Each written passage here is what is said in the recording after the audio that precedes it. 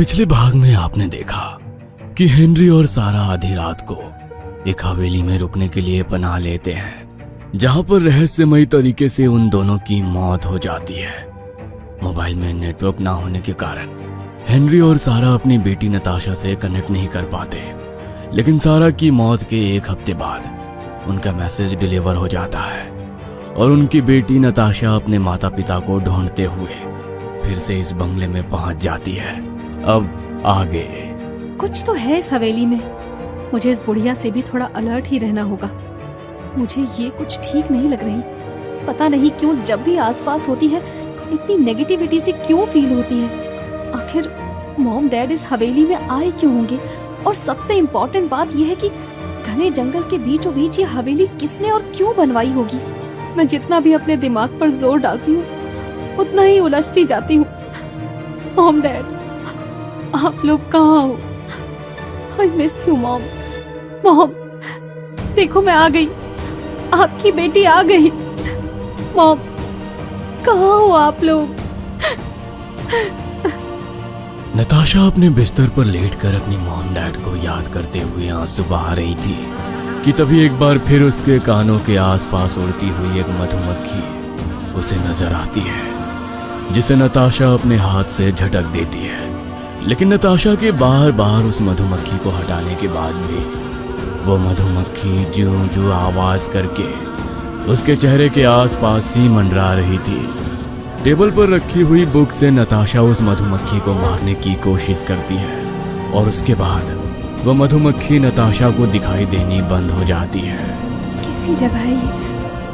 और ये मधुमक्खी तो ऐसा लग रहा है जैसे हाथ धोकर मेरे पीछे पड़ गई है। एक तो वैसे ही इस भूत बंगले में मुझे नींद नहीं आ रही, ऊपर से इस मधुमक्खी ने जीना मुश्किल कर रखा है। मधुमक्खी के वहां से जाते ही नताशा आंख बंद करके बिस्तर पर लेट जाती है। अभी कुछ मिनट बीते होंगे कि एक बार फिर नताशा के कानों में उस मधुमक्खी की जूं जूं सुनाई देने लगती है। अचानक ही नताशा को मधुमक्खी की आवाज के बीच में एक बार फिर से फुसफुसाते हुए अपना नाम सुनाई देता है।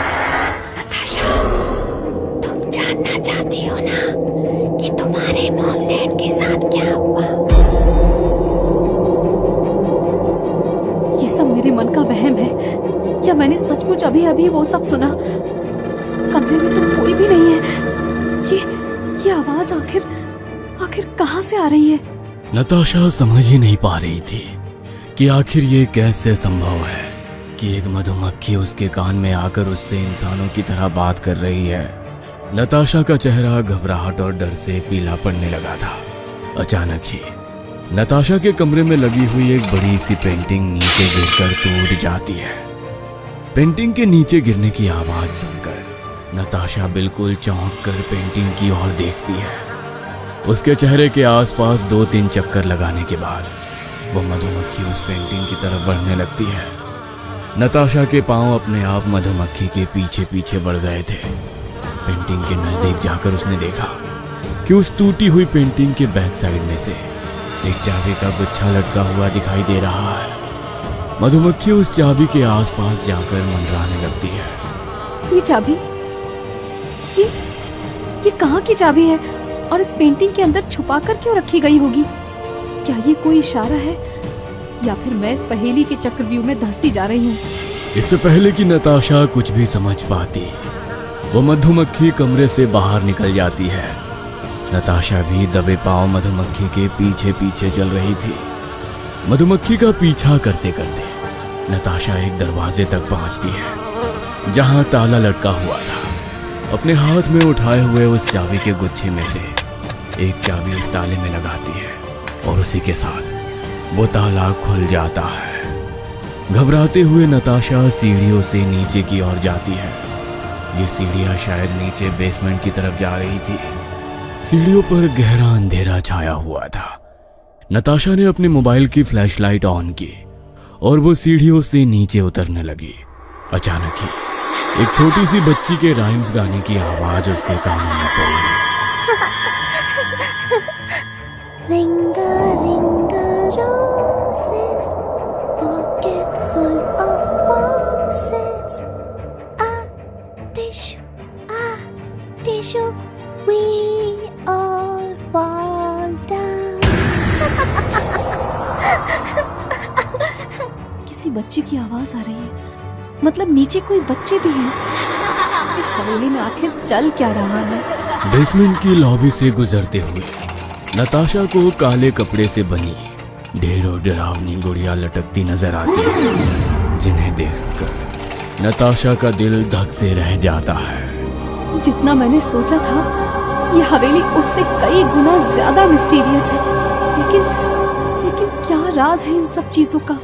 चारों तरफ लटकी हुई उन काले कपड़ों की डरावनी डॉल्स को देखकर एक पल के लिए नताशा की पांव वहीं थम गए थे। अचानक ही वह मधुमक्खी एक बार फिर नताशा के कान के पास आकर आवाज करने लगती है। नताशा फिर से मधुमक्खी के पीछे पीछे चलने लगती है। मधुमक्खी के पीछे चलते हुए एकाएक नताशा को महसूस होता है उसके चेहरे पर कुछ गीला और चिपचिपा सा पदार्थ टपक रहा है। नताशा फ्लैशलाइट को छत की तरफ करके ध्यान से देखती है। ऊपर का नजारा देखकर मानो नताशा की सांस अटक जाती है। छत पर एक 5-7 साल की छोटी सी बच्ची छिपकली की तरह दीवार से चिपकी हुई थी, जिसके चेहरे से लगातार खून टपक रहा था। नताशा के उस बच्ची को देखते ही वो पूरी ताकत से नताशा के ऊपर कूद पड़ती है। नताशा के मुंह से एक चीख निकल जाती है और वो डर कर अपनी आंखें बंद कर लेती है। लेकिन अगले ही पल उसे महसूस होता है कि वो बच्ची तो उसके ऊपर कूदी ही नहीं। घबराते हुए नताशा अपनी आंखें खोलती है और देखती है वही बच्ची ठीक उसके सामने खड़े होकर जोर जोर से हंस रही है। ये बच्ची ये वहां कैसे पहुंच गई? इसका सफेद चेहरा, बिना पुतली की आंखें और सर से लगातार खून बह रहा है, और उसके बदन भी ये खिलखिलाकर हंस रही है। मम्मा पापा, आप कहाँ हो? ये कहाँ बुलाया है आपने मुझे? ये सब क्या हो रहा है? नताशा, आगे बढ़ो। नताशा एक बार फिर मधुमक्खी का पीछा करने लगती है। मधुमक्खी उसे एक कमरे के पास ले जाती है जिसमें ताला लगा हुआ था। उस ताले के पास जाकर वो मधुमक्खी गोल गोल घूमने लगती है। नताशा उस ताले को खोलकर अंदर जाती है। जैसे ही वो कमरे के अंदर जाती है, कमरे का दरवाजा बाहर से लॉक हो जाता है।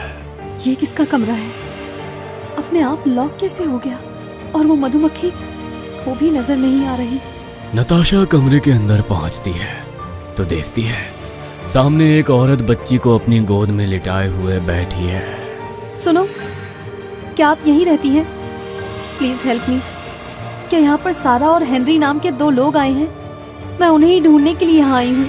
बोलते हुए नताशा उस औरत की नजदीक पहुंच जाती है। नजदीक पहुंचने पर वो देखती है कि उसकी गोद में तो वही बच्ची लेटी हुई है जिसे उसने अभी कुछ देर पहले ही देखा था। बच्ची नताशा को देखकर खिलखिलाकर हंसने लगती है। ये बच्ची तो दूर करो इसे अपने से, इसे दूर करो अपने से। नताशा के इतना कहते ही वो औरत अपना चेहरा ऊपर करती है।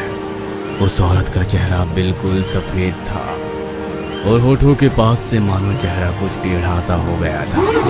उसे देखकर नताशा के मुंह से चीख निकल जाती है और वो उल्टे पांव दौड़ने लगती है। तभी वो एक बुक शेल्फ से टकराकर जमीन में गिर पड़ती है।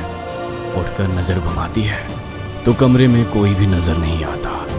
नताशा एक एक करके उस बुक शेल्फ में रखी हुई किताबें और डायरी को उठाकर पढ़ने लगती है। तभी नताशा के हाथ से छूकर एक फाइल अचानक जमीन पर गिर पड़ती है, जिसके अंदर ढेरों अखबार की कटिंग दिखाई पड़ रही थी। नताशा उस कटिंग को पढ़ना शुरू करती है। ये सब तो मिसिंग हुए लोगों की तस्वीरें हैं जो इतने सालों से गायब हुए हैं। लेकिन ये सारी तस्वीरें यहाँ कैसे? नताशा अब और भी तेजी से शेल्फ में रखी फाइल उलटने लगती है। तभी उसके हाथ एक डायरी लगती है। इंस्पेक्टर जगमोहन शिंदे? इसका मतलब ये डायरी किसी इंस्पेक्टर की है। साल 2000 एक के बाद एक कई सारे लोगों की मिसिंग होने की कंप्लेन आ रही थी। और हैरानी की बात तो ये थी कि ये सारी कंप्लेन एक ही एरिया के आसपास से आ रही थी। पहले तो मुझे ये किसी ह्यूमन ट्रैफिकिंग वाले गिरोह का काम लग रहा था। लेकिन धीरे धीरे जब मेरी तहकीकात आगे बढ़ी तो सारे सबूत एक बंगले की ओर इशारा करने लगे।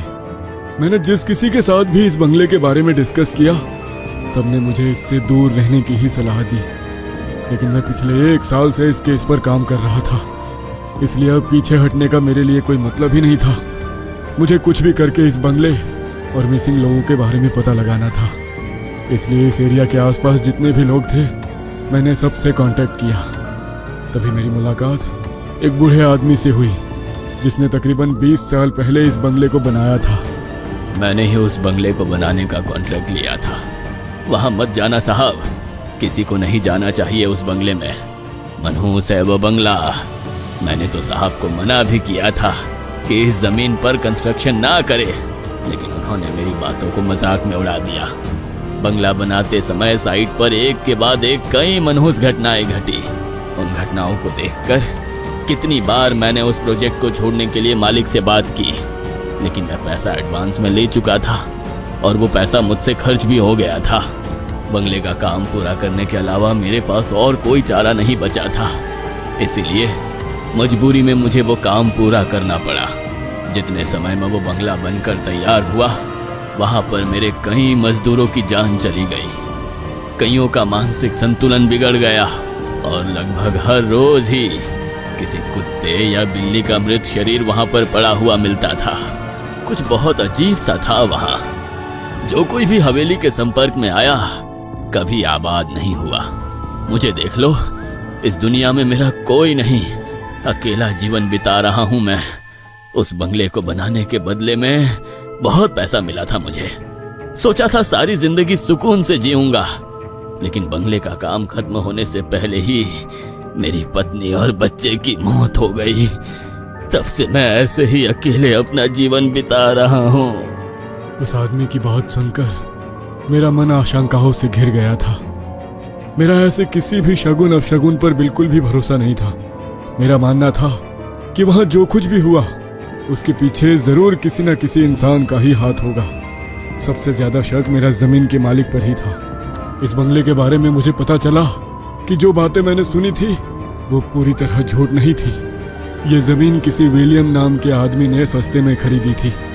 अपने परिवार के साथ रहने के लिए उसने इस जमीन पर यह बड़ा और आलीशान बंगला बनवाया।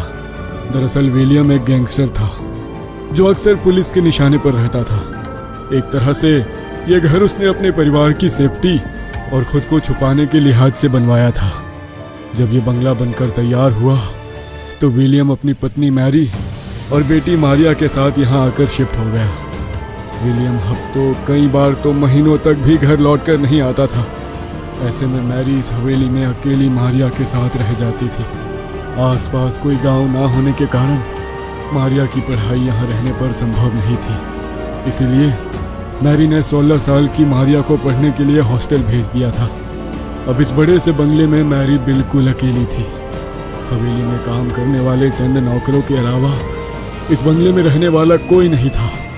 नौकरों ने महसूस किया कि मैरी का व्यवहार गुजरते दिनों के साथ बदलता ही जा रहा है। अक्सर वो बैकयार्ड में लगे हुए झूले पर झूलते हुए अकेले में बड़बड़ाने लगती। कभी अकेले कमरे में बैठकर खिलखिलाकर हंसती तो कभी चीख चीख कर रोने लगती। कभी दीवारों को अपने नाखूनों से खरोचती तो कभी दीवारों पे अपना सर पटकती। मैरी के बंगले में उस समय 2 नौकर काम करते थे। एक दिन मैरी की पालतू बिल्ली उसके कमरे में मरी हुई पाई गई।